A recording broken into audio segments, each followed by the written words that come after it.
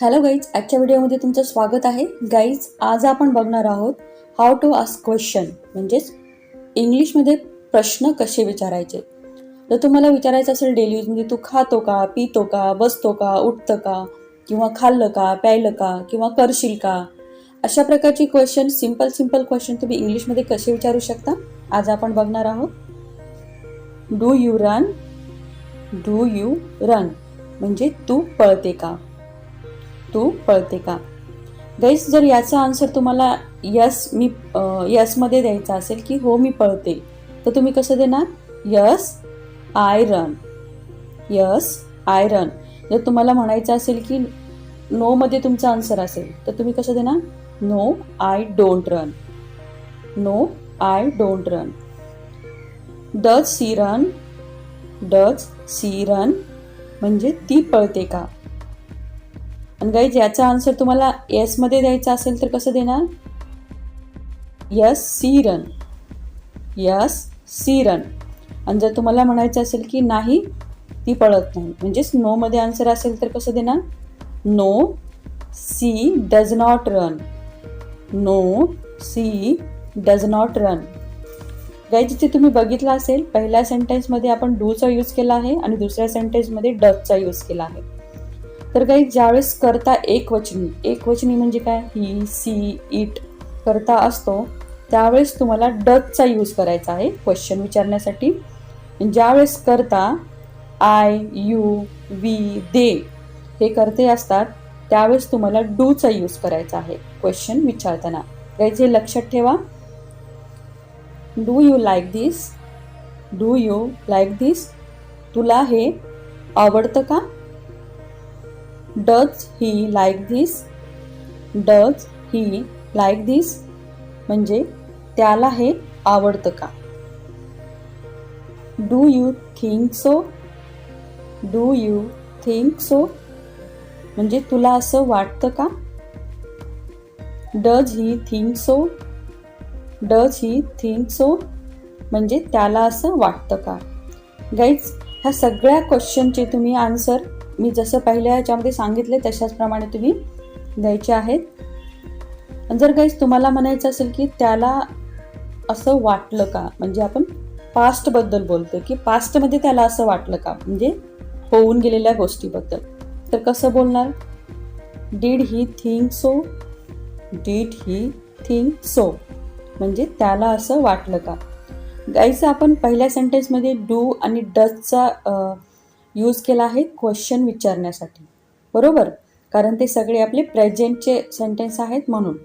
आता आपण पास्ट बद्दल बोलत आहोत त्यावेळेस आपल्याला डीडचा यूज करायचा आहे, फक्त डीडचा यूज करायचा आहे. Did he, did she, did they, did you, did it अशा प्रकारे सगळ्या ठिकाणी तुम्हाला डीडचा यूज करून क्वेश्चन बनवायचा आहे. आणि याचा आन्सर कसं देणार तुम्ही? जर याचा आन्सर यस मध्ये असेल तर कसं देणार? Yes he thought so, yes he thought so म्हणजे त्याला असं वाटलं. आणि नो मध्ये असेल तर no he did not think so, no he did not think so. Guys, मी यसचा आन्सर देताना थिंक न वापरता थॉट वापरला आहे, कारण पास्ट टेन्सच्या सेंटेन्समध्ये ज्यावेळेस आपण यसमध्ये आन्सर देतो त्यावेळेस सिम्पल सेंटेन्स होतं आणि तिथे तुम्हाला सेकंड फॉर्मचा यूज करायचा आहे, क्रियापदाच्या सेकंड फॉर्मचा यूज करायचा आहे सिम्पल सेंटेन्समध्ये. आणि ज्यावेळेस तुम्ही नकारार्थी म्हणजेच निगेटिव्ह सेंटेन्स बनवता त्यावेळेस तुम्हाला तिथे त्या सेंटेन्समध्ये डीड आलेला आहे ऑलरेडी, म्हणून तिथे फर्स्ट फॉर्मचाच तुम्हाला यूज करायचा आहे. गाईज, हे लक्षात ठेवा. थोडंसं अवघड जाईल, पण जसे जसे तुम्ही सेंटेन्स बनवत जाल, बोलत जाल, तसं तुम्हाला ते चांगल्या प्रकारे समजेल. Did you read this, did you read this म्हणजे तू हे वाचलं का. जर तुम्हाला म्हणायचं असेल की yes, yes he read this, yes he read this, रीडचं सेकंड फॉर्म रेट आहे पण स्पेलिंग एकच आहे. No I did not read this, no I did not read this म्हणजे नाही मी नाही वाचलं. Did you eat, did you eat म्हणजे तू हे खाल्लं का, तू हे खाल्लं का. याचं पण सेम जे आपण वरच्या सेंटेन्स जसे आन्सर दिले आहेत तशाच प्रकारे तुम्ही याचे आन्सर देऊ शकता. मग काही जर तुम्हाला म्हणायचं असेल की तुला हे आवडेल का, म्हणजे फ्युचर बद्दल, म्हणजे तुला आवडेल का, तुम्हाला माहिती नाही आहे त्याला विचारताय तुम्ही आवडेल का, म्हणजे फ्युचरचा क्वेश्चन झाला हा. तर फ्युचरचे ज्यावेळेस आपण फ्युचरबद्दल आवडेल का, वाटेल का, घेशील का, देशील का, अशा प्रकारे ज्यावेळेस क्वेश्चन विचारतो त्यावेळेस तुम्हाला त्याची स्टार्टिंग विलने करायची आहे. Will you like this, will you like this, तुला हे आवडेल का. आणि याचा आन्सर येसमध्ये असेल तर yes I will like this किंवा यस आय लाईक धिस. जर नसेल तर no I will not like this. अशा प्रकारे will you do this, will you do this, तू हे करशील का. विल यू रीड धिस, तू हे वाचशील का. अशा प्रकारे विलचे सेंटेन्स तुम्ही विलची सेंटेन्स बनवून तुम्ही क्वेश्चन विचारू शकता.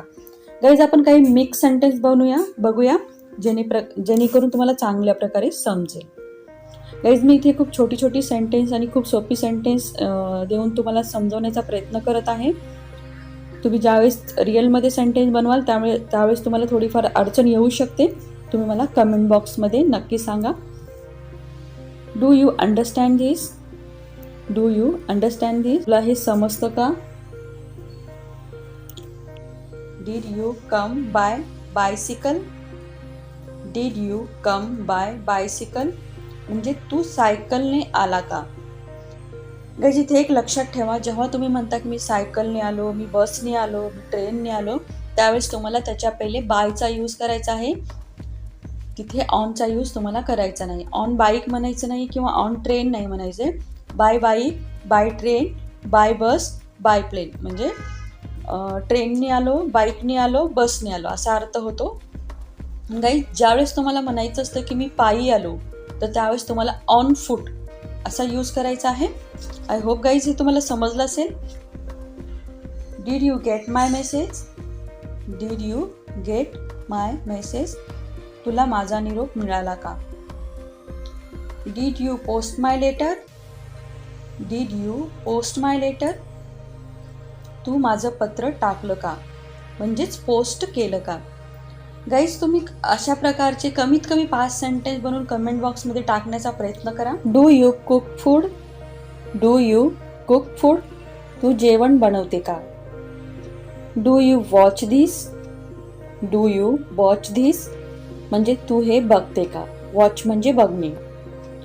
Does he come here, does he come here, म्हणजे तो इथे येतो का. Does they know this, does they know this, म्हणजे त्यांना हे माहीत आहे का. Did he bring it, did he bring it, म्हणजे त्याने हे आणलं का.